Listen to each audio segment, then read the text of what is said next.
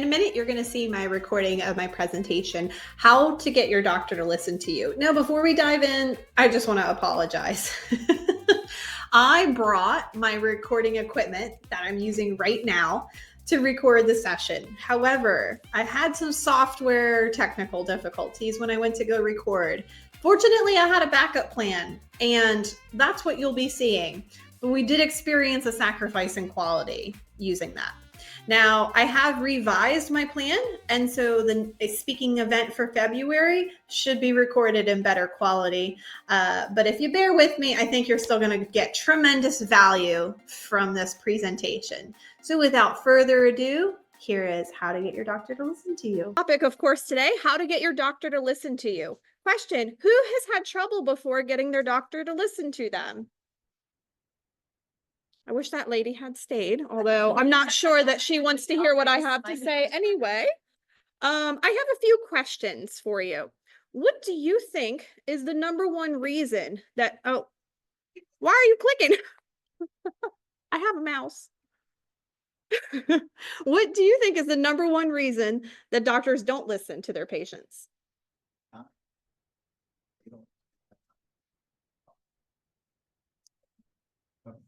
Any other thoughts? Okay. So it's actually lack of clear communication. You see that one coming. If you could change one thing about your doctor's visit, what would it be? Anybody? More time. More time. Yeah. But since time constraints won't change, we have to change the way that we prepare and communicate. One more. Whose responsibility is it to make sure that you get the care that you need? It is. A lot of times people assume it falls on the doctor or the staff, but ultimately there is no one who is as invested in your medical care as yourself. So I'm Kayla. I'm a registered nurse, have been for a decade. I spent most of my career in ER and ICU. I didn't work there very long before I started to realize there is a major problem with the way we are delivering care. It is not set up for the people who receive it. And I have to tell you, it's not set up for the people who provide it either. I have ideas about who it is set up for, but that's another presentation. Witnessing this through my career and then being at the horrible receiving end of it, some of it myself, I was motivated to find a new pathway. I started my business called Heard for Life. I do independent patient advocacy. In the beginning, one of the guests was asking if we were associated with some of the major medical facilities around here, and we're not. That's the power of independence. I don't serve those dogs. I serve you. HEARD is actually an acronym. It's Health Empowerment through Advocacy for Patients' Rights and Dignities. And that empowerment is key to our presentation today. So I have a few objectives for you that I'd love for you to take away from this presentation. Number one, I want you to understand why preparing for your doctor's appointment is crucial and how it impacts the quality of the care that you receive. I also want you to learn 5 practical strategies to improve the communication and get the most out of those short, rushed doctor's visits. And number 3, I want you to gain a little bit of confidence in advocating for yourself by using effective communication techniques to ensure your concerns are heard and addressed. So, why do doctors seem rushed? Well, most doctors see about 20 to 40 patients per day.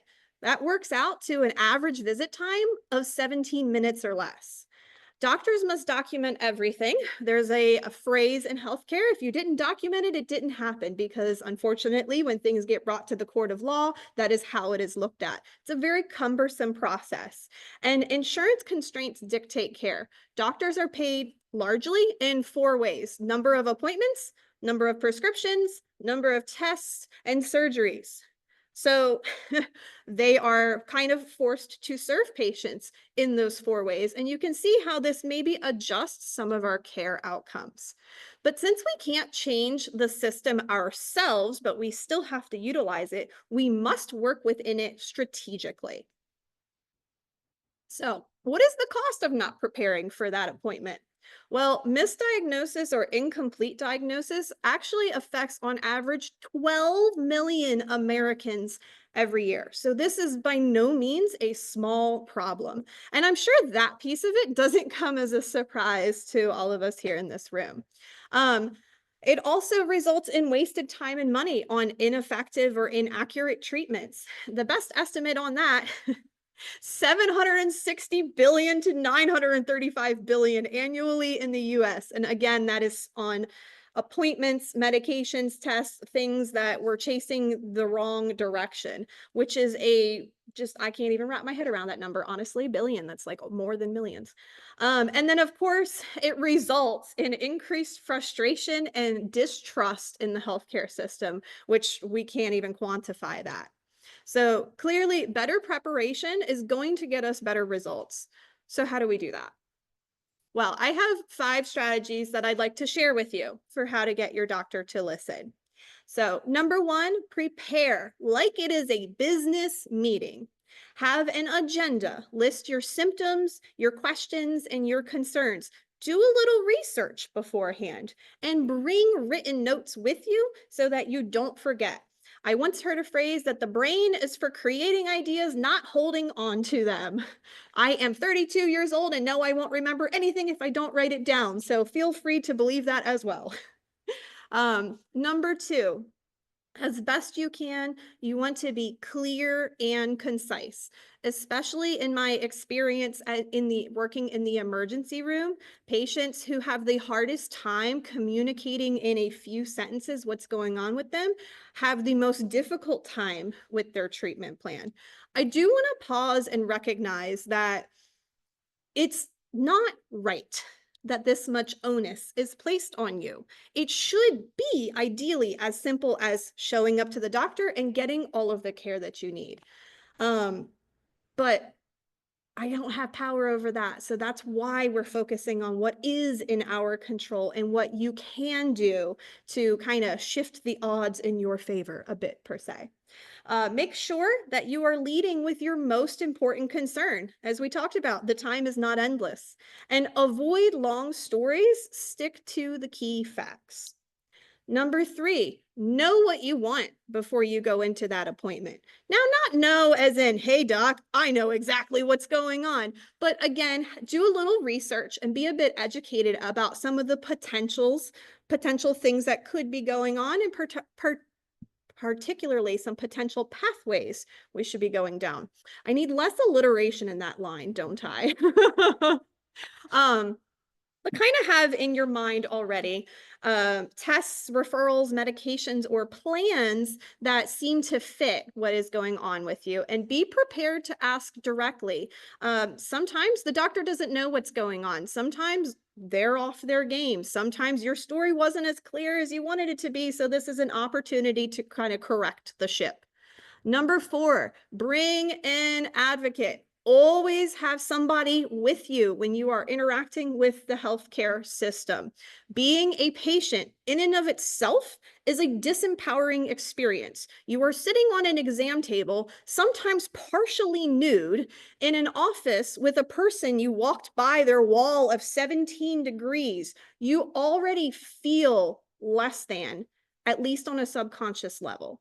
So having that second person to back you up and to be another set of ears and help you take notes, who isn't as emotionally involved in the situation as you are, is incredibly powerful. Make sure, step 5, you know your follow-up plan and have it written down. Make sure that you ask questions to the level that you can understand it, and don't feel bad about that. You have a right to that information. If things don't improve, make sure you schedule another visit. The healthcare system kind of functions on a no news is good news philosophy. So if you did the plan and didn't get better, you have to call them. They are not going to check on you. So all of that is all well and good. But as we know, a lot of times the way that we say things actually carries more weight than what we say. So I would like to also share some effective communication techniques with you. We want to make sure it is paramount when we're interacting with the healthcare system that we avoid the us versus them dynamic. often when we are speaking with our providers, especially if we are feeling like we are not being heard, it very quickly can feel like a battle. We want to make sure that we are setting a tone that keeps us on the same team, and to make things just so much more smoothly. So number one, stay calm and professional. I know it's easier said than done.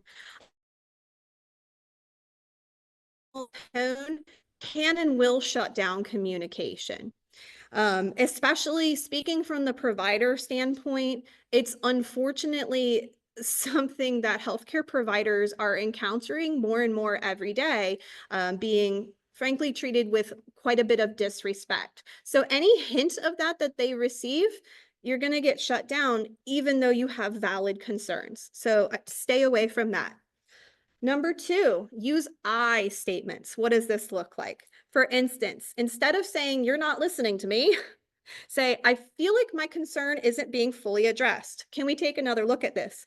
Fun fact, this works with your partner too.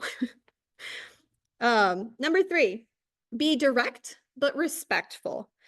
Clearly state your concerns without rambling or apologizing. For example, "I've had this symptom for 3 weeks. It's affecting my daily life. What tests or next steps do you recommend?" Number four, acknowledge the doctor's time constraints. I find that approaching situations with empathy for the other person, that's kind of a blanket statement, often go farther than you would without it. So for instance, something along the lines of, "I know your time is limited, so I want to be concise." That automatically is going to pull them into a "we're playing on the same team and have the same goal" kind of tone. Number five, ask clarifying questions. If something isn't clear, ask. Maybe it's, "Can you explain this in simpler terms? What are the pros and cons of this treatment?" Or, "Is there anything else I should be considering?" Sometimes, personally, I like to pair it with a joke, especially if it's something outside of my realm of comfort, like technology. I'll say, "Explain this to me like I'm stupid." And having that little, playing a joke on myself and getting that little bit of laughter, again, helps to create that team dynamic and keep us away from this power struggle. Step six, summarize and confirm.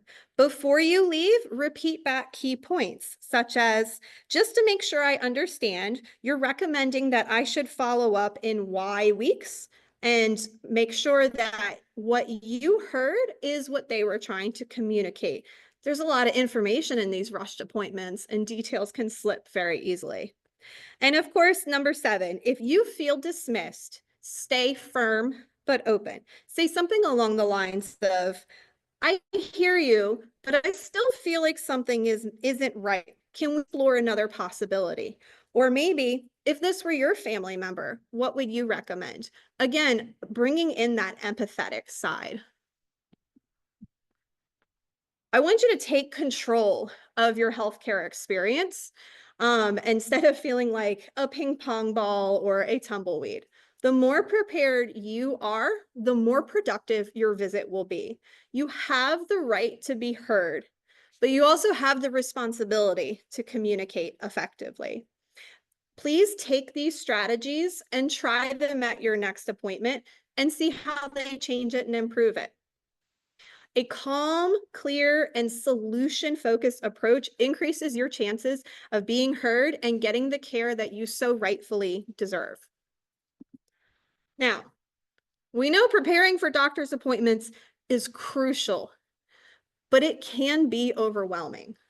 Keeping track of symptoms, asking the right questions, and following up takes time and effort. Fortunately, you don't have to do this alone. As a professional advocate, these are the types of services that I help my clients with. I help you to prepare, to figure out how to communicate effectively and get you real results.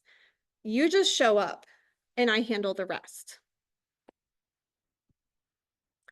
Thank you. Thanks for listening to this presentation, and I hope you got some value from it. Like I said, please bring these techniques with you to your next appointment. And if all of this feels a little overwhelming, you're right, it is. Fortunately, though, you don't have to do this alone. Please reach out. You can call me anytime at 443 373-1610 and see how I can get you unstuck with your healthcare challenges. I look forward to seeing you next month. Well, I guess it's this month now, February 2025, if you're listening to this in real time. And if you would like to check out that event or any of the ones following, go to herdforlife.com/event and you'll be able to see what my upcoming event is and register for it there. So look forward to meeting you in person. Take care.